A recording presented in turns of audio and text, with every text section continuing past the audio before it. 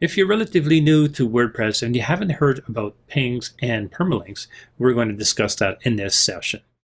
Essentially, ping is like sonar in a submarine. A submarine sends out a sonar signal, and when it bounces off an object and comes back, it relays information about an object ahead of the submarine. The same thing can be said about a ping. When you create a new blog post on your website, it sends out a ping to the search engines like Google and Technorati to indicate that there is new information and content on the website.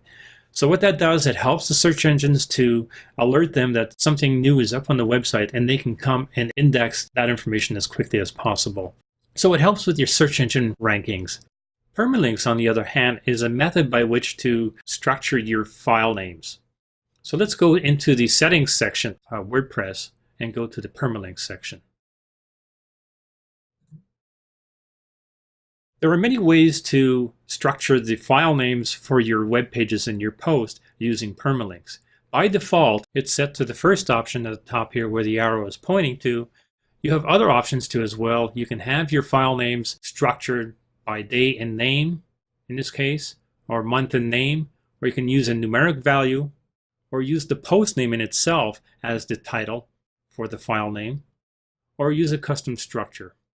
In many cases, people will use this one, and it can be set either using the category name along with the post name too as well. And I would suggest you use both of these. There have been instances whereby people would not use the category name but just the post name, and that might be an issue when your website becomes too large where you have many posts and you might have posts that are very similar or the same or have the same file name. In that case, it can really slow down your website. And we know now that performance is really important in terms of load time. So the suggestion would be is to leave the category in there as well as the post name. One of the key benefits of using the custom structure is that you can set your post names to keyword phrases. So your page will rank for the keyword phrase, not only for the keyword phrase within the text of the page itself, but also within the file name. Next, I would save the settings.